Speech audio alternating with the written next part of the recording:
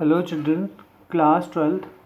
Today I am going to teach you the True Beauty intermediate syllabus second poem, The True Beauty, composed by Thomas Carreau.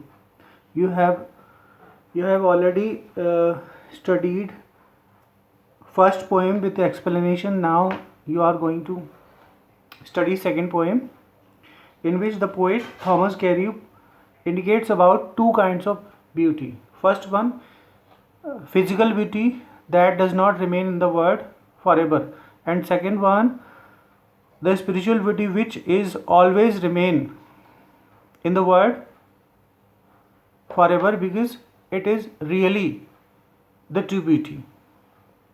पहली सुंदरता में वो बताते हैं कि किस तरह से शारीरिक सुंदरता समय के साथ खत्म हो जाती है अगर कोई व्यक्ति किसी को प्रेम करता है, और अगर कोई व्यक्ति किसी के गुणों को प्रेम करता है, गुणों से प्रेम करता है, तो वो सुंदरता हमेशा रहने वाली है। चलिए आइए इस पोइम को पढ़ते हैं। इसमें बहुत छोटी सी पोइम है, केवल दो तरह की फिजिकल और स्पिरिचुअल ब्यूटी के विषय में पोएट इंडिकेट्स करता है। ही that loves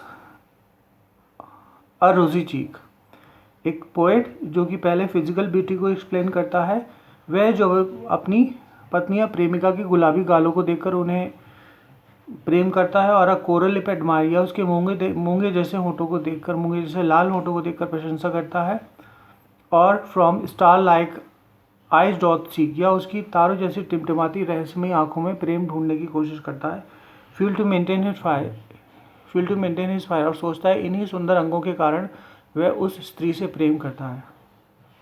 as old time में एक दीज डीके, परंतु जैसे ही वृद्धावस्था आती है, जैसे ही बुढ़ापा आता है, so his flames must waste away, इसीलिए उसकी वृद्धावस्था के साथ उसकी जो सुंदरता है वो हमेशा हमेशा के लिए नष्ट हो जाती है, और उसका प्रेम भी उसी के साथ नष्ट हो जाता है।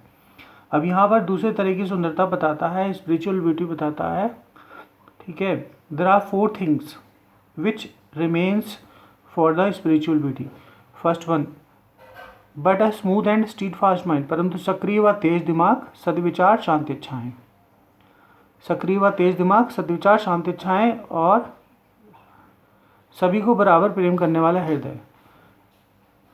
सक्रिय व तेज दिमाग, सद्विचार, शांति इच्छाएं, और सभी को बराबर प्रेम करने वाला हृदय। किंडल नेवर डाई फायर्स, इनसे जो प्रेम की ज्वालाएं निकलती हैं वो कभी भी समाप्त होने वाली नहीं है। वेयर दीज आर नॉट, जहाँ पर वो नहीं है, या जिस भी स्त्री में ये गुण नहीं पाए जाते हैं, डिस्पाइज में घृणा करता हूँ ऐसी सुंदर स्त्री से। लवली चीक्स और लिप्स और आईज, चाहे उसके कितने भी सुंदर गाल हों, कितने भी सुंदर होंठ हों, कितनी भी सुंदर आंखें हों, कभी हमेशा सदैव उस स्त्री से घृणा करता है जिसके पास स्पिरिचुअल ब्यूटी नहीं होती है। चलिए एक बार फिर पढ़ लीजिए छोटी सी पोएम में।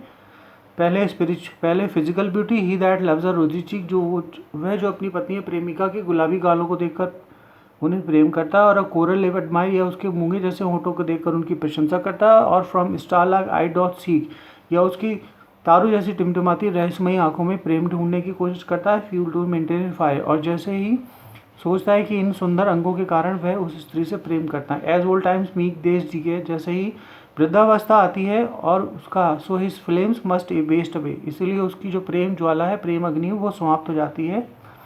But a smooth and steadfast mind, परंतु सक्रिय व तेज दिमाग, जनरल थॉट, सद्विचार, कॉम डिजायर, शांत इच्छाएं, एंड हार्ट्स विद इक्वल का माइंड, एक ऐसा हृदय जो सभी को समान रूप से प्रेम करता है, इनसे जो प्रेम की ज्वालाएं निकलती हैं वो कभी भी समाप्त होने वाली नहीं है। वेयर दीज आर नॉट, जिस भी स्त्री में ये गुण नहीं पाए जाते हैं, आई डिस्पाइज, मैं घृणा करता हूँ, लवली चीक्स और कोरल लिप्स, ऐसी सुंदर स्त्री से मैं बहुत ज़्यादा घृणा करता हूँ जिस भी स्त्री के पास ये सुंदर अंग नहीं होते।